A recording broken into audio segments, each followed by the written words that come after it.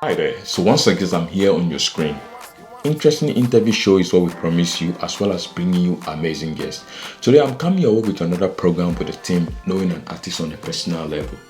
And to start this program, the first music artist that I'm bringing to your way is RJZ of the Lamem Gang. Now, for those of you who don't know RJZ is a huge music artist that is based in Ghana and want to get to know him. But if today happens to be your first time that you're watching this program, please kindly subscribe to our channel and click the notification icon so that anytime we come up with a new program, you get to watch it. My name is Jay and I'm the host of the show. Alright, so without much further I say, I'm gonna call out JayZ and we're gonna have a conversation with him. So please stick and stay. Alright. RJZ, it's good to finally have you here on RAP3 YouTube channel. Thanks, man. It's an honor. It's an honor because, man, this is like how many years? Like how many years? I know, right? More than 10 years. Well, yeah, more than 10 years. More than 10 well, years. You know, the funny thing, what my audience don't actually know is that RJZ actually is family, you know. So and like that's each other for this long, and I mean we try to have interview, like you know, it's like I don't know, but like I said, it's a good thing to have you. So God bless this you. program, it's all about knowing an artist on a personal level, you know. Yeah. So I believe most of the times audience want to connect with artists or they want to know certain things about artists, what life is like for them. But you know, there's not that medium. So that is where we come in, you know. That's why I'm having an interview. So we get to know you one-on-one, you know. So like I want to know about RJZ. I mean, so the first thing I want to find out it's where from the name RJZ. I know you've answered this. RJZ. Okay, so for me, if you know, like me growing up, I used to like, you know, history, like Greek mythology and all those things. So I used to like watching history channels and stuff like that. So growing up, when I started getting interested in, you know, Greek mythology and learning about the Greek gods and everything, and then that's how RJZ came about. With the first name, it actually means Rocco Jove Zenith. So Rocco Jove Zenith. Rocco is when I was a child as well, there was this cartoon that I used to watch, Rocco's Modern Life, and it spoke about. I mean, the characteristics of Rocco was more of like being truthful and, you know, being as honest and fair as he could be, you understand?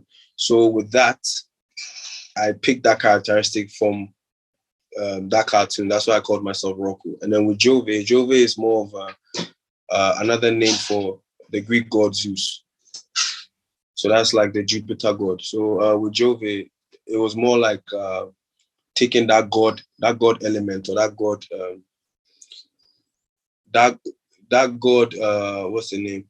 Alter ego, you know, and fixing it into my name and my experience as a human being. And then with Zenith basically means the top or the peak. So it's more like a prophetic name. So it's like Rocco Jove Zenith. So it's like the true God's peak, if you get what I'm saying. Like, yeah. I see. So is that to say, as an artist, you stand for the truth or something like that? Is that right to say? Yeah. So it's basically the message, the messages that I carry across. It's supposed to be true. Do you understand where I'm coming from? Yeah. Like that's the only thing that I deliver, which is truth in my message.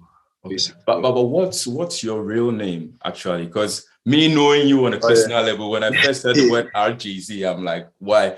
I felt like maybe the J in the RJZ was standing for your name, Joshua, which I know, and maybe the C is something about JayZ, I don't know. But I mean, my audience would like to know what's like your real name actually like. Okay, so my real name is Joshua Minyana Nisumamensa. Oh, okay, that's good. Yeah, and Joshua Nisumamensa. That's to say you are a Fanti, or? Yeah, I am a Fanti. I am Fanti, fully Fanti. Fully Fanti. Fully Fanti, fully Ghanaian. You know, That's good. So what was life like for you growing up? I mean, have you always knew you were going to be a singer growing up? Like, what was life I like? mean, I had people like you the guys, the yo boys that were in the house. I mean, you my big brother. I mean, you Femi, TB.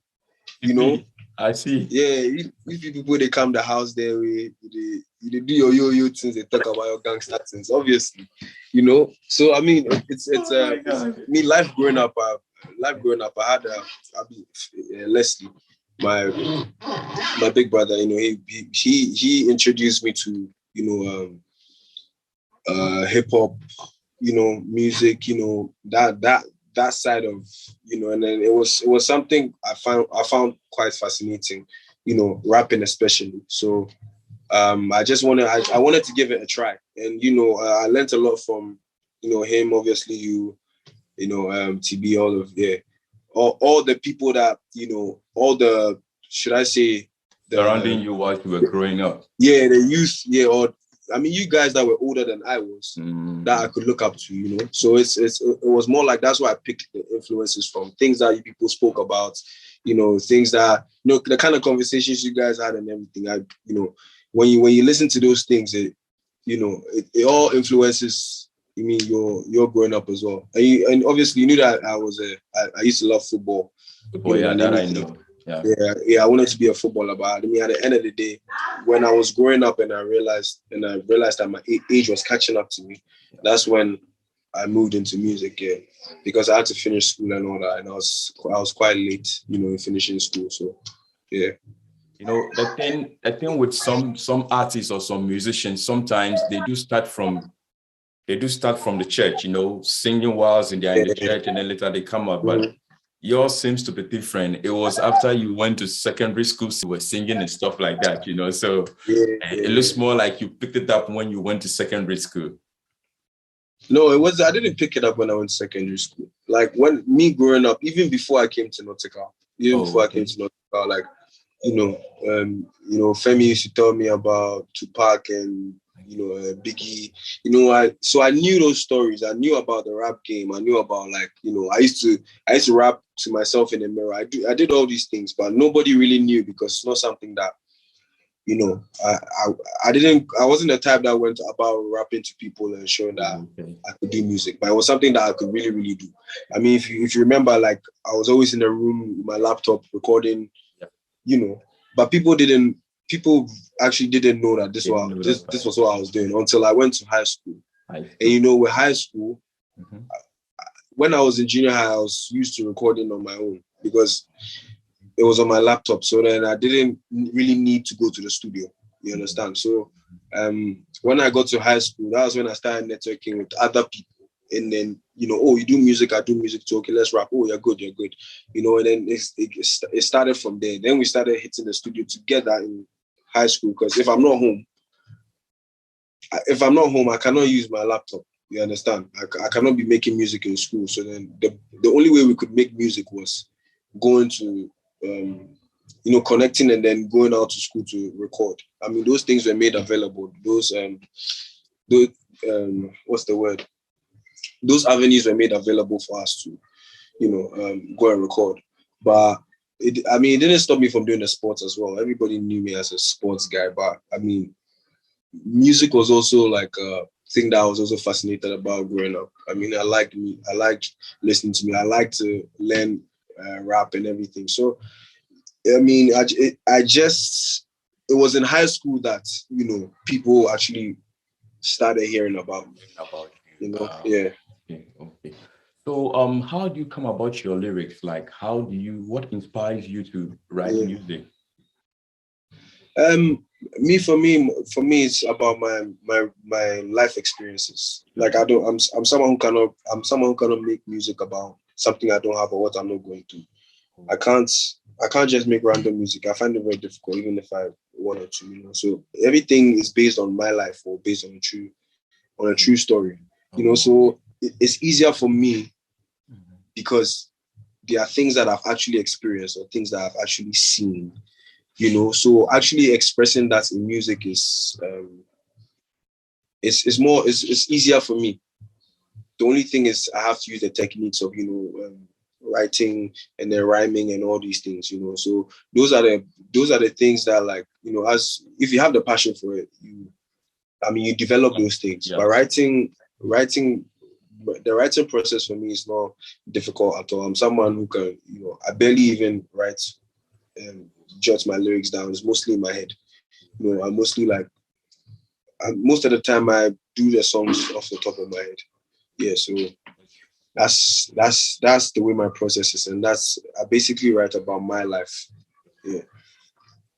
Speaking of experiences, though, you know, normally before I do this kind of interviews, I talk to my fans and my followers, and a fan mentioned, or one of my followers say something. He said that she doesn't understand, but it looks like in most of your videos, it looks like always you have, it looks like your car dies on the road, you know. You have this song you did, I think it was called, the title was Bye Bye. And then you were going, and then your car had a problem on the road. And then the same song, the one you had with Kwesiata, Hello Daddy.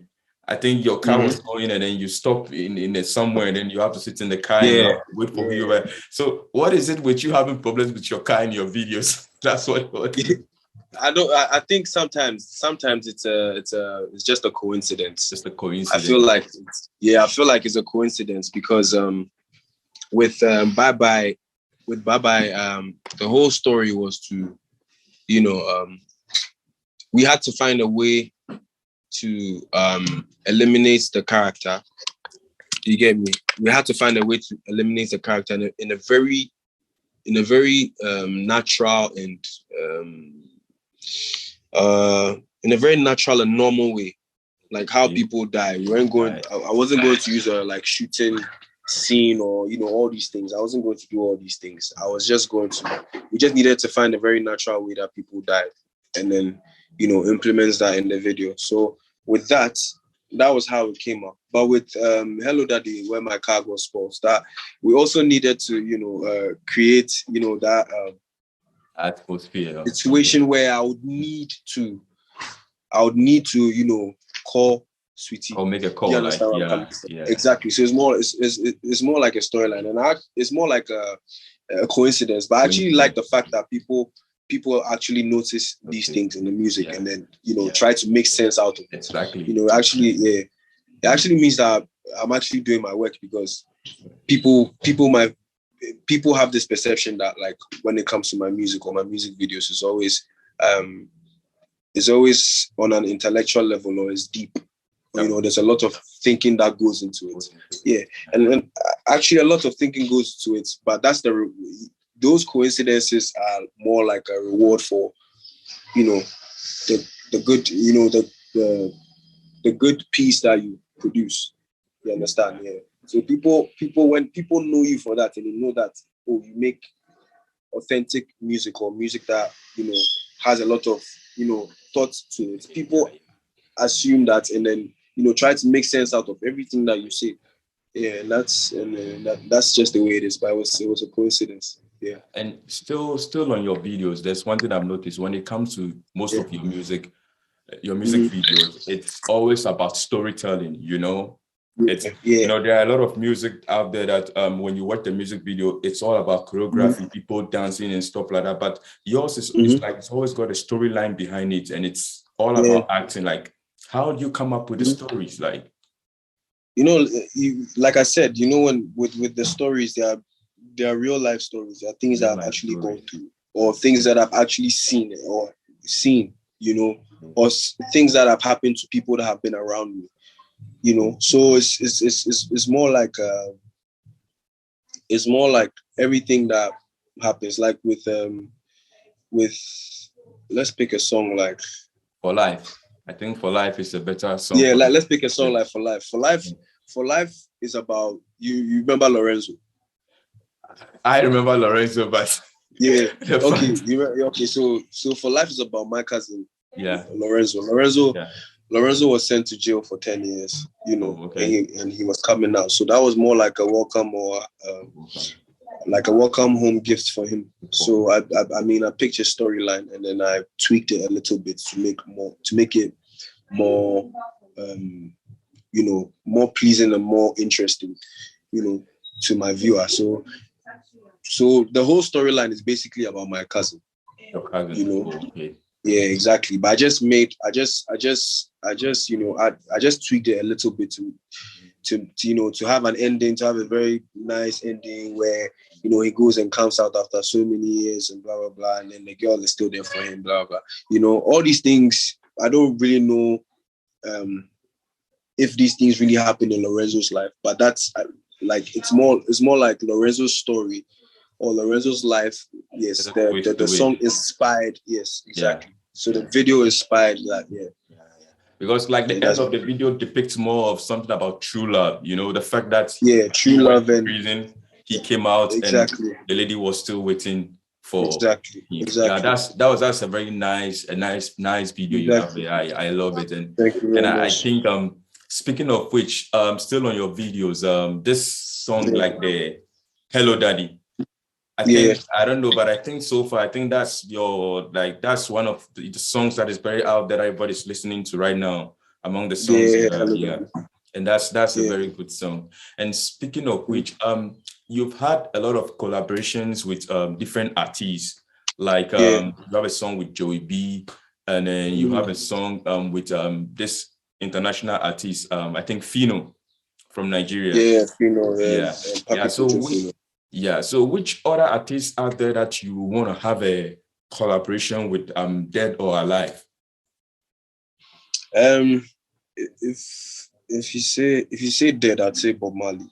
Bob Marley. Oh, okay. Yeah, Bob Marley, and who else? I'll come back to that one. But in real life, I'd say I'd love to have a song with. Because of the kind of music that I listen to, I would like to personally have a song with, even if it doesn't come out. I'd love to have a song with Owl City, Kid Cudi, Lupe Fiasco, JayZ. Oh, okay. Yeah, and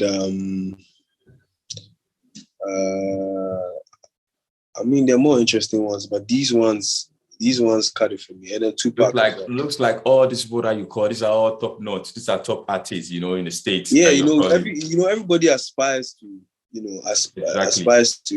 And me from where I came from, like from what I started listening to. I was very lucky enough to grow around you guys to be able to like listen to different kinds of. You seem to be giving us a lot of credit. You seem to be giving.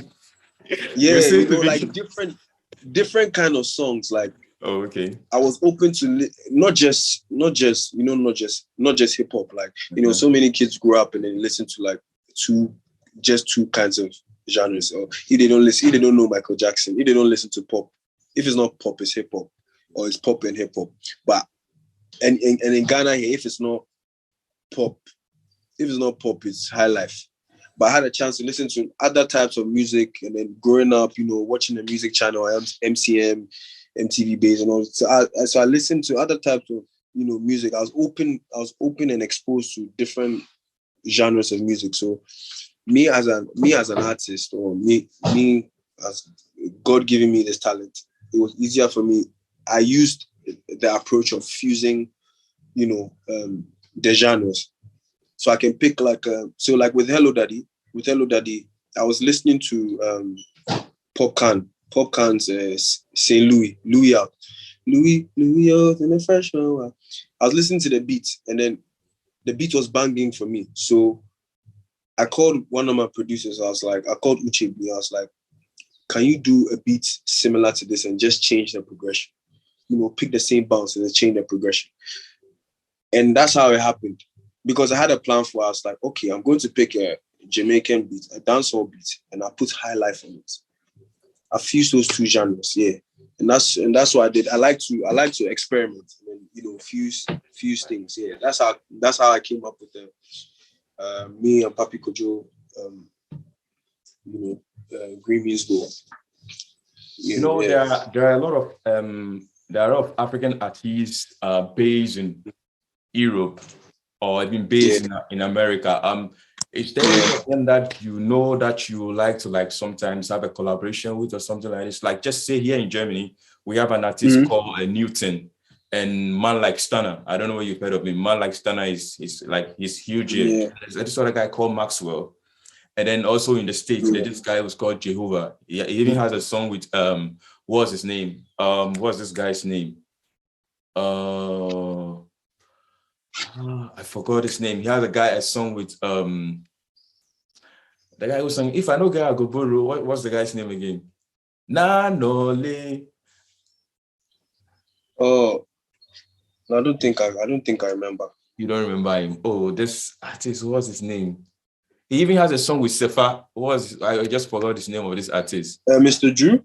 Mr. Drew, yeah, this guy called Jehovah. Yeah. He has a song, Mr. Drew. He's based in the States. Would you, if you had a chance, would you like to collaborate? Yeah. I mean, I'm open to, I'm open to make these kind of, I'm open to making these kind of collaborations. But it's just that the chance hasn't really come. Obviously, I've other collaborations with, other people in so what it actually means that if any of those artists, African artists based in Europe or in the States want to have a collaboration, they have to reach out to you. But in case someone wants to reach out with you on that level, how should they contact you? Do you have a manager right now? Are you under any record label at the moment? Yeah, right now I'm not under a record label. I'm independent, and I do have a manager. Okay. They can reach me on social media because I run the social media with management. So it's easier to reach out to me on social media as well. I'm sure.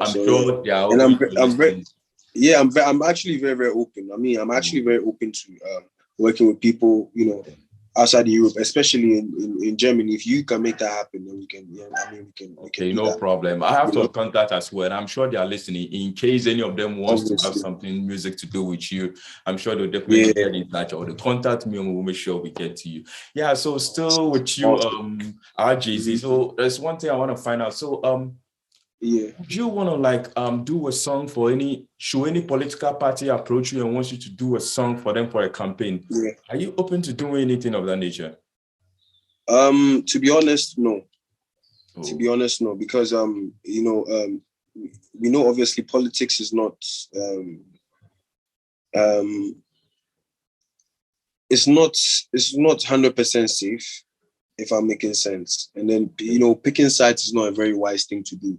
Picking sides publicly is not a very wise thing to do, even as a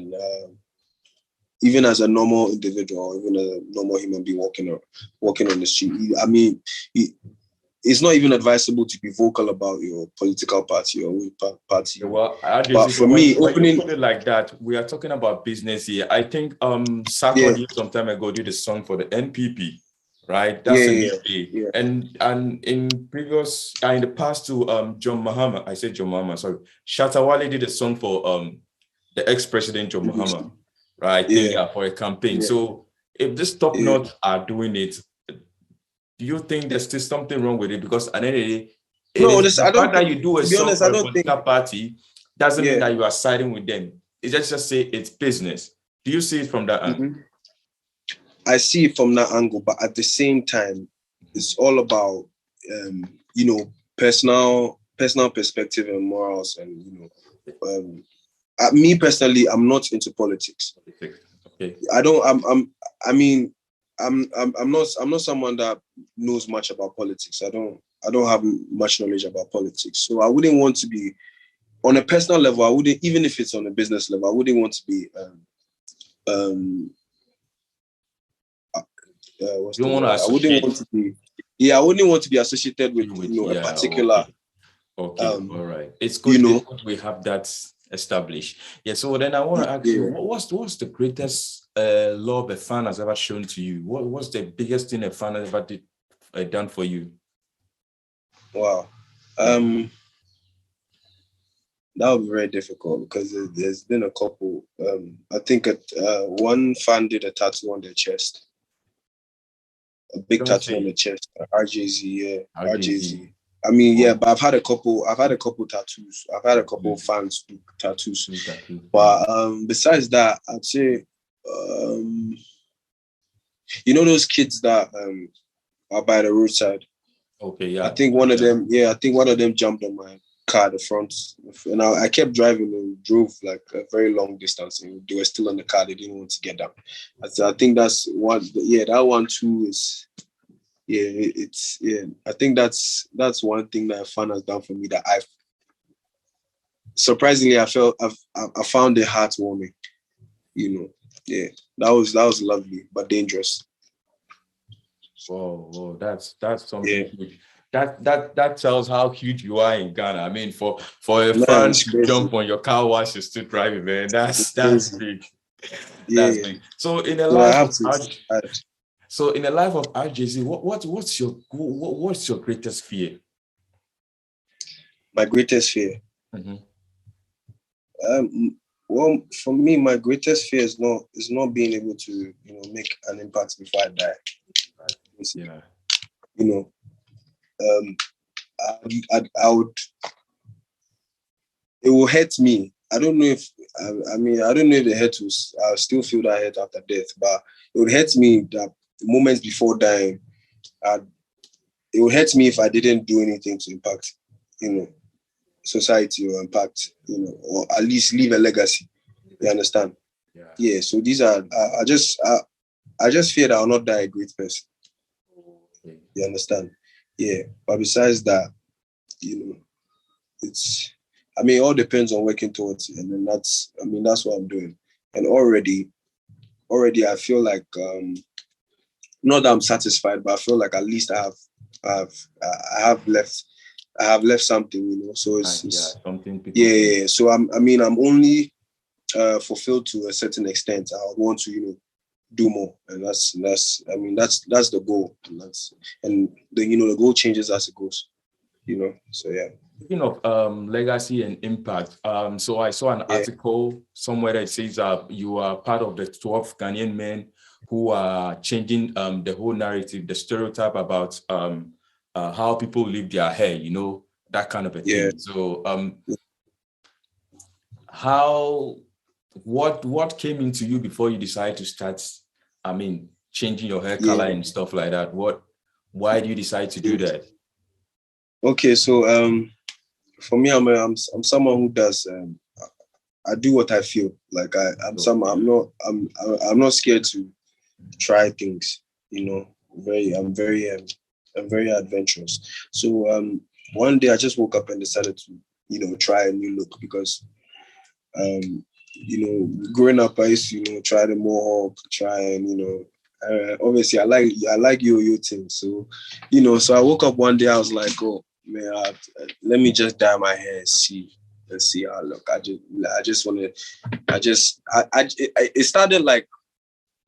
It started popping into my head. I started seeing like CC, I started seeing, like I was like, let me just try to look and see.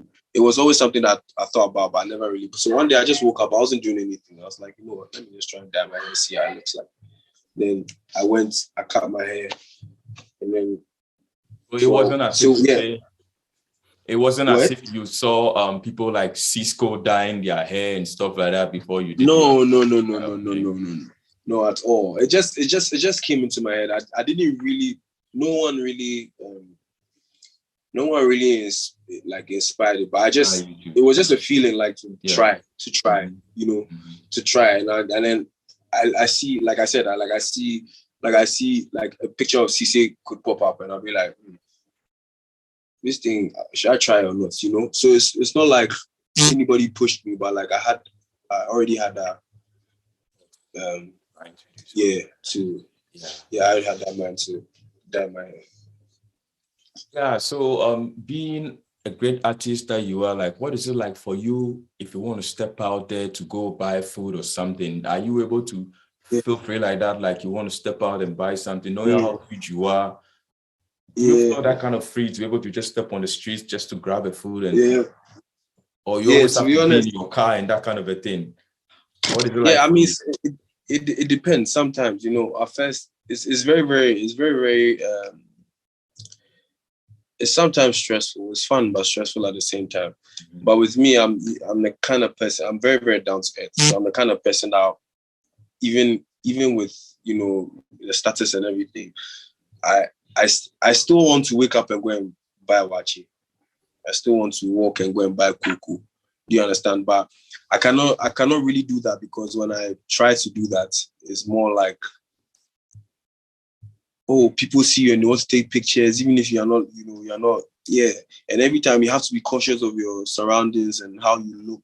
All these things play a part. And I'm someone who's very, very carefree. Like sometimes I just want to, leave my hair. Sometimes I do it, like I can wake up in the morning and then not shower later in the evening. Like I'm not carefree. So all these things, like it's kind of difficult, going out and being in public. Sometimes I cannot even go and watch a movie. I don't go and watch a movie on Fridays or Saturdays or days that people go. I go on very, very odd days, like a Wednesday morning, So yeah, all it depends. It depends. I mean, it depends. It depends. Sometimes sometimes you cope with it, but sometimes it's and in my neighborhood, they have come so used to me. At first, it was difficult trying to cope, but now they're so used to me. I can walk freely, and no one really says anything, apart from people who don't really see me in the neighborhood. Yeah. Oh, and it's good too, because I get a lot of free things. Like the watches are like giving you like 2 million stuff, like Yeah, I say it all comes with being a celebrity or being a star. Yeah. So well, one thing I want to find out right now, what's your greatest journal? What's the most important thing in your life right now? Right now? Yeah. Oh, right now, the most important thing in my life right now is my son. So you have a son? Yeah, I do have a son. Nice. He's almost 11 months. Yeah, 11 months. He's almost a year old. Yeah, that's the most important thing to me right now. Making sure that he's comfortable. Yeah. So we're working towards that one. So if you don't mind me asking, it's good to have a child, but was it like something that is like kind of planned? Because it seems like for most of artists these days that we know coming up, before you hear they say that the artist has got a baby or stuff like that. Is it something that was kind of planned? Like, was it something that you were ready for it and you wanted to actually have it, or no, it just happened? No. It wasn't something I was ready for, to be honest. It wasn't something I was ready for, but it was something that wasn't bad to accept. Of course, babies are a gift from God. So I mean, yeah. So yeah, but it wasn't planned. All right. It wasn't planned. Anyway, it's good to know you have a son. Sorry about that. It's okay. Yeah. So what's the name of this beautiful boy? What's his name? So his name is Avery James. Oh, yeah. Okay. Avery James is human mentor. Avery Joshua James. James. I see. Yeah. I see. That's good. That's good. It's good to know. So now everybody who's out there, the ladies should know that right now RJZ is a family man. RJZ is a family man. Oh, okay. No, I'm a single dad. You are a single dad. Oh, okay. Yeah. RJZ says so. Is that to say that RJZ is available? Like RJZ is still on the market? Oh no, I'm not available. I'm married to the music. Okay. All right. I'm married to All right. Anyway, that's good to know. Anyways, Rome was not built in a day, and I don't think we can use one day to cover everything we want to do. But it's really nice to have you come on the show. And I should be coming on more. Don't worry. Yeah. If my fans happen to like this show and we have a lot of views and stuff like that, I know even you're going to bring the whole Lamin gang. I didn't dive into that today because all we wanted to do today is just talk about we can make that work. Yeah, and get to know you. So, but before we can make that work. Before we're gonna leave, so I just want to find out: is there anything that you would like to say in regards to your music, your project, whatever you have going on, or to your fans? Is there something you would like to? Oh, I just want to say that like I really appreciate them for the love and support. Like I've been away for a while, and then coming back and receiving all this love and support has been amazing. And like I said, I've been away, so coming back, I'm releasing more music, and then there's a project coming out, so they should they should just sit back and relax and then just anticipate. Yeah. You know, there's great music coming, and also, you know, as you can see, know your shit. Like I started my own merchandise and stuff. Your own merchandise. Yeah, okay. Rocket Supply. We can actually see. Can we see the full what's written on the shirt? That's your own shirt you're wearing, right? Yeah, that's my own shirt. So this is for my single, Not Yours. Not I did yours. a single. Oh, okay. That's a very nice one, Not Yours. Yeah, that's what's maybe you should send me one of these days for me to wear. Yeah. Most definitely. I'll send you. All right. So if you're a huge fan of RJZ, he's got his clothing out there right now, Not Yours. So I think most of your fans would like to grab one and wear, and it's good you are showing it here. They should grab one. It's only 160 CDs. Oh, it's not even that expensive. 160 CDs. I'm sure people will rush and go for it. So, so is there any particular music that you're dropping this year? I see you dropped one music already. Don't Hate Me, right? Yeah, Don't Hate Me. You dropped this 2022. But should we expect anything else coming from? Yeah, there's a lot of music on the way. A lot of music coming. A lot of music on the way. It's definitely a project. A project will be on the way. All right. And yeah, we'll see what happens. You know, yeah, we're looking forward to it. So the fans should sit tight and expect more coming from RJZ. So RJ, speaking of which, what about in terms of your music? So if someone wants to listen to your music and stuff like that, and maybe want to stream, where should they? So like when you check on all DSPs, it's RJZ, and then on my social media, you know, my Twitter is OneRJZ, ONE-RJZ, and then my Instagram is the number one RJZ, and on my YouTube is RJZ Worldwide. You can check out my YouTube. I have a lot of music on there, and and you check on my DSPs, it's RJZ everywhere. Okay, so RJZ, I just want to say thank you for coming on the show. God bless you. God bless you for having me, man. So we are very grateful. And like I said, if my fans want more of you, definitely we're going to come back and have more conversation with you, and hopefully maybe bring the whole of the gang. So next time we can talk about them. Most definitely. We'll make that happen. All right. Okay. So Joshua, thanks. We finished. All right. So that was just RJZ of the Lamin Gang that we just had a conversation with, and we've gotten to know a lot about him. And if you really like this program, like I say, please give us some comments and give us some like. That's the only way we're going to know, and we're going to bring you more of this.